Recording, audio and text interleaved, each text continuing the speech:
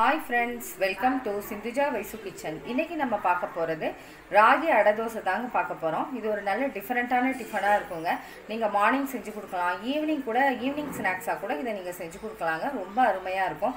இதோட தேங்காய் சட்னி, கார சட்னிலாம் வச்சு சாப்பிட்டீங்கன்னா ரொம்ப சூப்பரா இருக்குங்க. எல்லாருக்குமே ரொம்ப பிடிக்கும். இதுல நல்ல ஹெல்தியாவும் இருக்கும். நம்ம முருங்கைக்கீரைலாம் போட்டு இதுல செய்ய போறோம். அதனால ரொம்ப அருமையா இருக்குங்க. நல்ல ஹெல்தியாவும் இருக்கும். வாங்க இன்னைக்கு இது எப்படி செய்யறதுன்னு பார்க்கலாம். ஒரு கப்பு ராகி மாவு ஒரு மிக்சிங் பவுல்ல சேர்த்துக்கிறேன். இது வந்து நான் கடையில வாங்கின ராகி மாவு தான். நீங்க வீட்லயே கூட ராகியை அரைச்சு மிஷின்ல கொடுத்து அரைச்சு வச்சுக்கலாம். அதுவும் நல்லா தான் இருக்கும்.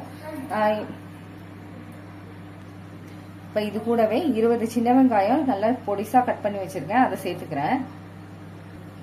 இது கூடவே ஒரு துண்டு இஞ்சியை சின்ன சின்னதா கட் பண்ணி வச்சிருக்கேன், அதையும் சேர்த்துக்கிறேன். இது கூடவே ஒரு ஸ்பூன் ஜீரகம் சேர்த்துக்கிறேன். இது கூடவே அரை ஸ்பூன் பெருங்காயத்தூள் சேர்த்துக்கிறேன். நல்லா வாசனையா இருக்கும் இது சேர்த்தீங்கன்னா. இது கூடவே 1/4 ஸ்பூன் உப்பு சேர்த்துக்கிறேன். இது கூடவே கொஞ்சமா கருவேப்பிலைய வாஷ் பண்ணி கட் பண்ணி வச்சிருக்கேன், அதையும் சேர்த்துக்கிறேன். இது கூடவே கொத்தமல்லி தலையும் நல்லா வாஷ் பண்ணிட்டு சின்ன சின்னதா கட் பண்ணி வச்சிருக்கேன், அதையும் சேர்த்துக்கிறேன்.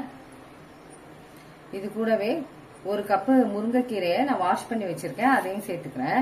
நீங்க வந்து மாவு இப்ப நான் ஒரு கப்பு தான் எடுத்திருக்கேன், அதனால ஒரு கப்பு கீரை சேர்த்திருக்கேன். நீங்க 2 கப்பு எடுத்தீங்கன்னா 2 கப்பு கீரையை எடுத்துக்கோங்க.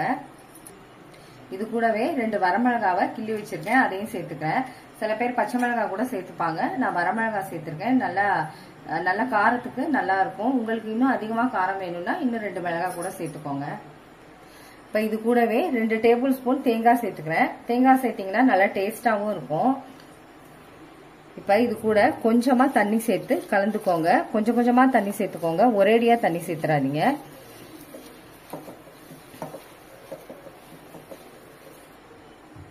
இன்னும் கூட கொஞ்சமா தண்ணி சேர்த்துக்கிறேன். ரொம்ப தண்ணி ஊத்துறாதீங்க, தெளிச்சு தெளிச்சு சேர்த்துக்கோங்க. இந்த அளவு கலந்து வச்சுக்கோங்க.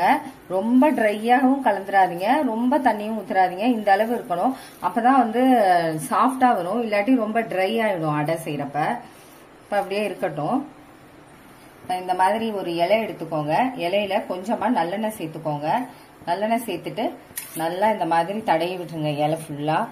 அப்பதான் நம்ம வந்து அந்த அடை செய்யறப்ப நல்லா ஒட்டாம வரும்.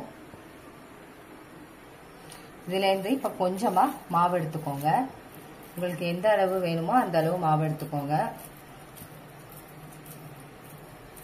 இந்த மாதிரி உருண்டை பண்ணிக்கோங்க. இப்ப இலையில வச்சுட்டு மெதுவா கையாலேயே தட்டுங்க. இது வந்து ரொம்ப கரெக்டா ரவுண்டா வராது, ஓரளவுக்கு ரவுண்டா வரும். நீங்க கொஞ்சம் இந்த மாதிரி கரெக்டா இந்த மாதிரி செஞ்சு விட்டுருங்க. ரொம்ப மொத்தமாவும் தட்ட வேண்டாம், ரொம்ப நைஸாவும் தட்ட வேண்டாம், பார்த்துக்கோங்க.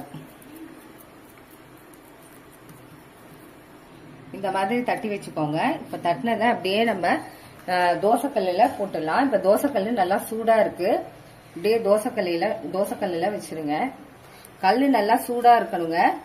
இப்ப இந்த மாதிரி வச்சிருங்க. வச்சுட்டீங்கன்னா ஒரு 2 நிமிஷம் அப்படியே இருக்கட்டும். லோ ஃபிளேம்ல வச்சுக்கோங்க. இப்ப வந்து மெதுவா அந்த இலை எடுத்தீங்கன்னா நல்லா சூப்பரா எடுத்துட்டு வந்துடும். பாத்தீங்களா, நல்லா எடுத்துட்டு வந்துருச்சு. இந்த மாதிரி செஞ்சுட்டு கொஞ்சமா எண்ணெய் ஊத்திடுங்க. நல்லெண்ணெய் ஒரு ஸ்பூன் ஊத்துங்க. இதெல்லாம் நல்லா டேஸ்டா இருக்கும். கொஞ்சம் லோ ஃபிளேம்ல வச்சு செய்யுங்க, நல்லா வேகும் மாவெல்லாம். அப்படியே கொஞ்சம் நேரம் இருக்கட்டும். இன்னொரு பக்கம் திருப்பி போட்டுக்கலாங்க. இந்த பக்கமும் பாருங்க சூப்பரா ரெடி ஆயிருக்கு. அந்த பக்கமும் நல்லா வேகட்டும். ஒரு 2 நிமிஷம் இருக்கட்டுங்க. இப்ப நல்லா இன்னொரு பக்கமும் ஃப்ரை ஆயிடுச்சுங்க. பாருங்க சூப்பரா ரெடி ஆயிடுச்சு. இப்ப இதை ஒரு தட்டுல எடுத்துக்கலாம். நல்லா மேலெல்லாம் நல்லா முறுமுறுன்னு இருக்கும், உள்ள நல்லா சாஃப்டா இருக்குங்க. இப்ப இதை ஒரு தட்டுக்கு எடுத்துக்கலாம். ராகி அடை தோசை ரெடி ஆயிடுச்சுங்க. ரொம்ப டேஸ்ட்டாக வந்திருக்கு. இதோட வந்து தேங்காய் சட்னி, கார சட்னி இதெல்லாம் வச்சு சாப்பிட்டீங்கன்னா ரொம்ப அருமையாக இருக்குங்க. இந்த மாதிரி டிஃப்ரெண்ட்டாக வீட்டில் உள்ளவங்களுக்கு நீங்கள் பண்ணி கொடுங்க. நீங்களும் இந்த வீடியோ பிடிச்சிருந்துச்சுன்னா ட்ரை பண்ணுங்கள். உங்களுக்கு இந்த வீடியோ பிடிச்சிருந்துச்சுன்னா சப்ஸ்கிரைப் பண்ணுங்கள். பக்கத்தில் உள்ள பெல் பட்டனை கிளிக் பண்ணுங்கள். Okay, thank you.